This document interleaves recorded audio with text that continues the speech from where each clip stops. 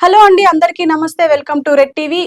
So నిన్నటి నుంచి ఈ జల సమాధి గురించి చాలా చర్చలు అయితే జరుగుతున్నాయి. ఆధ్యాత్మికంగా గానీ అంటే ఏదో ఒక రకంగా అయితే ఖచ్చితంగా దీని మీద మంచి విశ్లేషణ అయితే జరుగుతుంది. అసలు జల సమాధి అంటే ఏంటి, అసలు చెయ్యొచ్చా చెయ్యరాదా అని చెప్పేసి మాట్లాడుతున్నారు. ఎందుకంటే నిన్న అంటే మనం జల సమాధి గురించి మాట్లాడుకున్నాం. సత్యేంద్రనాథ్ దాస్ అంటే ప్రధాన అర్చకులు అయోధ్య మందిరంలో అలాంటి పెద్దాయన్ని అలా జల సమాధి చేయొచ్చా, బ్రాహ్మణ పద్ధతిలో ఇది ఉందా అని చెప్పేసి మనం కొంతమందితో మాట్లాడే ప్రయత్నం చేసినాం. అయితే దీని గురించి ఈ రోజు కూడా మనతో పాటు ఆధ్యాత్మికవేత్త అఘోరా వైఎస్ బాలకృష్ణ గారు ఉన్నారు. ఆయనతో కూడా మాట్లాడే ప్రయత్నం చేద్దాం. అసలు ఆయన ఏమంటారు, అసలు ఇది ఉందా, అసలు జల సమాధి అంటే ఏంటి, జల సమాధి అవ్వొచ్చా లేదా? ఎందుకంటే మనం రాములు అండ్ సీత జల సమాధి అయ్యారు అని చెప్పేసి మాట్లాడుకున్నారు అండ్ ఉంది కూడా పురాణాల్లో. మరి ఇలాంటి సమయంలో ఈ జల సమాధి చెయ్యొద్దు అని చెప్పేసి కొంతమంది మాట్లాడుతున్నారు, చెయ్యొచ్చు, ఇది పద్ధతే, కొంతమందికి ఇది ఉంటుంది అని చెప్పేసి కూడా మాట్లాడుతున్నారు. అయితే దీని అంతటిని అంటే ఈ సందిగ్ధాన్ని, ఈ సందేహాలను తీర్చడానికి మనతో పాటు వైఎస్ బాలకృష్ణ గారు ఉన్నారు. ఆయనతో మాట్లాడే ప్రయత్నం చేద్దాం. గురువు గారు, మీరు చెప్పండి, ఈ జల సమాధి అంటే ఏంది?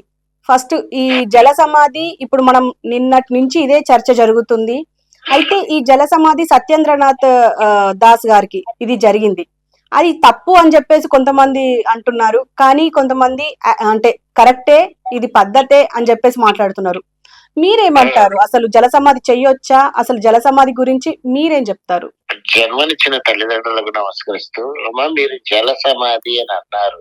ఇప్పుడు కొన్ని మతాల వారికి కొన్ని సాంప్రదాయాలు ఉంటాయి. సాధువులు, మఠాధిపతులు వీళ్ళందరూ కూడా ఆ బ్రహ్మచర్యంతో ఉంటారు. ఆ తర్వాత వాళ్ళు కాలం చేసిన తర్వాత జల సమాధి చేస్తారు. చెయ్యరు అనేటువంటి దానికి, అది చెయ్యకూడదు అంటానికి కూడా తప్పు అనేటువంటిది పట్టలేము. ఎక్కడో దాకా ఎందుకమ్మా, ఉదాహరణకి వారణాసి గురించి తీసుకుంటే పసిపిల్లలు చనిపోతే వాళ్ళని మామూలుగా మన సాంప్రదాయం ప్రకారం ఎవరైనా చనిపోతే బ్రహ్మచారులు గాని పిల్లలు గాని పూడ్చిపెడతాం. అలా కాకుండా వారణాసిలో ఏంటంటే పసిపిల్లలు ఇలా చనిపోతే వాళ్ళని బండకి కట్టేసి జలంలో వదిలేస్తారు. ఈ సాంప్రదాయం ఇప్పటిది కాదమ్మా, ఎప్పటి నుంచో ఉంది. స్వరూపానంద గారు కూడా జల సమాధి చేశారు.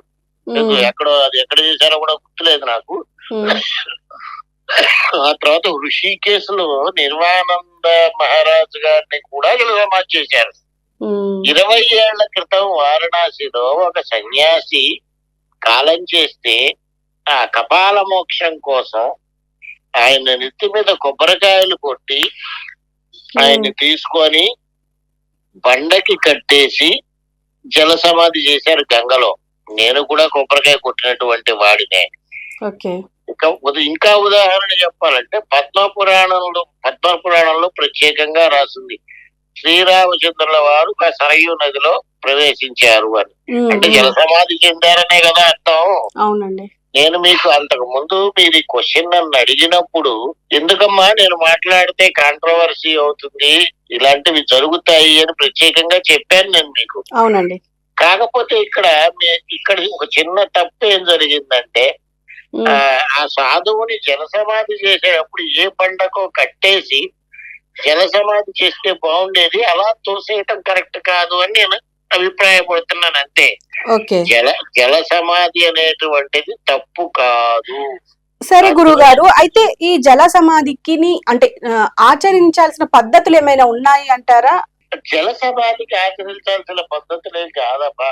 అస్ఖలిత బ్రహ్మచారి, సాధువులు, సంతులు, మహంతులు. ఇంకా పచ్చిగా ఒక చిన్న ఉదాహరణ చెప్తాను. అఘోరాలలో ఎవరన్నా చనిపోతే వాళ్ళని అసలు ముందర సమాధి చెయ్యరు, ఏమీ చేయరు. తీసుకెళ్ళి ఒక ఇసుక నది ఒడ్డున వదిలేస్తారు. అలాగా కొద్ది రోజులు తర్వాత ఏం చేస్తారనేది తర్వాత విషయం. ఇలాంటి సాంప్రదాయాలు ఉన్నాయి, లేవు అనేటువంటిది కాదు. కాకపోతే ఏంటయ్యా అంటే, అక్కడి దాకా ఎందుకమ్మా, నీరు కలుషితం అవుతుంది అనే ఒక పాయింట్ మీరు ఎవరో ఒకళ్ళు రేస్ చేసి ఉంటారు. అవునండి. కృష్ణా నదిలో కానీ విజయవాడ దగ్గర ఉన్నటువంటి కృష్ణా నదిలో గాని, వారణాసిలో ఉండేటువంటి గంగా నదిలో గాని రోజు కొన్ని వేల కోట్ల అస్థికలు నిమజ్జనం అవుతున్నాయి. మరి కలుషితం అవునా నీరు? అవునండి, పాయింటే. ఇలాంటివి ఏంటంటే ఈ చెప్పేది కరెక్ట్ గా ఇన్ఫర్మేషన్ ఇస్తే బాగుంటుంది. ఆయన ఎవరో నిన్న మీ ఛానల్లో చెప్పారు, దహనం చేస్తూ సగం కాలిన శవాన్ని తోచేస్తారు గంగలో అని. మరి సగం కాలిన శవాన్ని తోసేస్తారు గంగలో అన్నప్పుడు మరి అది జల సమాధి కాదా? అవుతుందండి. మరి ఎందుకు తోసేస్తున్నారు? ఇది వరకు ఎప్పుడో 25 ఏళ్ల క్రితం తోసేసేవాళ్ళు. ఎందుకలా? అదొక సాటిస్ఫాక్షన్ అనుకో, గంగా నదిలో మా ఇది వెళ్ళిపోతుంది అనో ఏదో అనేక రీజన్స్ చెప్పుకోవచ్చు. ఇప్పుడు అసలు అలాంటివి లేవు. తోసేయటాలు గాని చేయటం గాని అలాంటివి లేవు. జల సమాధి అనేటువంటిది ఖచ్చితంగా ఉంది. అసలు దీని వల్ల అంటే ఈ జల సమాధి సాధన వల్ల ఏమైనా ప్రయోజనాలు ఉంటాయంటారా? జల సమాధి అంటే అది సంస్కృత పదం అమ్మా. జల సమాధి, జలము అంటే నీరు, సమాధి అంటే నిశ్చల స్థితిలో ఉన్నటువంటిది. ఆత్మ బాడీ నుంచి వేరేటప్పుడు నిశ్చలంగా ఉంటుంది. ఆ నిశ్చల స్థితి జలంలో కూడా దొరుకుతుంది అనే ఉద్దేశంతో జల సమాధి చేస్తారు. అది సాంప్రదాయం, ఇది రీజన్ కాదు, అది సాంప్రదాయం. పెద్ద పెద్ద మహంతులు కూడా అక్కడ దాకా ఎందుకమ్మా. ఉదాహరణకి ఇప్పుడు మనకి ఇంకో విధంగా చెప్పాలంటే, ఇప్పుడు వారి తండ్రి గారి సమాధి ఇప్పటికీ ఉంది, సమాధి ఉంది, అయోధ్యలోనే ఉంది. అది ఎవరికి తెలియదు అసలు ఉందని కూడా. అది ఫస్ట్ నేను చూపించింది కూడా నేనే మీడియాకి ఎప్పుడో 5 ఏళ్ల క్రితమే చూపించాను. ఇలా చాలా ఉంటాయమ్మా. ఇంకా మీకు వారణాసిలో సాధు సంతుల గురించి చెప్పాలన్నా కూడా ఇక్కడ ఏ సాధువు గాని ఏ మహంతులు గాని పొరపాటున కాలం చేసినా వాళ్ళని జల సమాధే చేస్తారు. పూడ్చిపెట్టడం అలాంటిది ఉండదు. మన వైపు ఏంటంటే ఒక కానీ మాకు నిన్న రేజ్ అయిన క్వశ్చన్ ఏంటంటే, బ్రాహ్మణులకి ఇది అసలు ఈ పద్ధతే లేదు అని చెప్పేసి అన్నారు కొంతమంది. దీని గురించి మీరేం చెప్తారు? నేను బ్రాహ్మణుల గురించి మాట్లాడట్లేదు కదమ్మా. సాధువులు, యోగులు వాళ్ళ గురించి మాట్లాడుతున్నాను నేను. అస్కలిత బ్రహ్మచారులు వాళ్ళ గురించి మాట్లాడుతున్నా. ఇప్పుడు మీరు బ్రాహ్మణులు అన్నారు కదా, ఏ కులం వాళ్ళైనా ఇక్కడ వారణాసిలో పసిపిల్లలు చనిపోతే బండకి కట్టేసి గంగలో వదిలేస్తారమ్మా. ఇవన్నీ ఎన్నో రకరకాల సాంప్రదాయాలు ఉన్నాయి. వీటన్నిటినీ కూడా మనం ఖచ్చితంగా కొన్నిటిని గౌరవించాలి కూడా. ఇప్పుడు ఇందాక చెప్పినట్టు పద్మ పురాణం దీని ప్రకారం శ్రీరామచంద్రుల వారు సరయూ నదిలో లీనమయ్యారు. లీనమవటం అంటే ఏంటి? అవతారం చాలించారు అని అనాలి. మనం మాట్లాడుకోవాలంటే అవతారం చాలించారు అంటే ఈ అవతారం ముగిస్తేనే కదా ఇంకో అవతారానికి వెళ్ళేది. అంటే ఈయన కూడా జల సమాధి అయినట్టే కదా. అవునండి. ఇలా చెప్పుకుని పోతే రకరకాలు ఉంటాయేమో. ఏదైనప్పటికీ నా దృష్టిలో అయితే తప్పు కాదు. అక్కడ తప్పు జరిగింది ఒక్కటే ఏంటయ్యా అంటే, ఆయన బండకి కట్టేసి వదిలేసినట్టుంటే పోయి ఉండేది. అలా ఆయనతో పాటు అంటే మనం వీడియోలో చూస్తే మనకు వీడియో ప్లే అవుతుంది, ఆ వీడియోలో మాత్రం అలా లేదండి. ఏంటంటే అంటే ఏదో ఆయన బిలాంగింగ్స్ అంటే ఆయనకు సంబంధించిన వస్తువులు ఆయనతో పాటు కట్టి వేసినట్టు కనిపించింది. బండకి కట్టలేదమ్మా. బండకి కట్టలేదండి. బండకి కట్టి అంత తొందరగా అసలు బండకి కట్టి ఎందుకు వేయాలంటారు? ఆ బండకి కట్టి ఎందుకు వేయాలంటే శరీరం నీటిలోకి వెళ్ళిన తర్వాత ఉబ్బి పైకి లేస్తుంది. ఓకే అండి.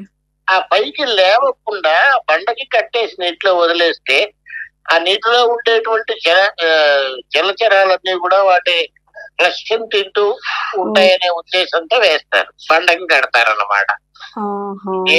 ఏది ఏమైనప్పటికీ నా దృష్టిలో అయితే అది తప్పు కాదు. ఓకే గురుగారు. కొంతమంది విమర్శించకపోయినా నాకు అభ్యంతరం లేదు, కానీ నా దృష్టిలో అయితే తప్పే కాదు. ఓకే గురుగారు, ధన్యవాదాలు. ఓకే అమ్మా, మనం సిద్ధరేస్తాం.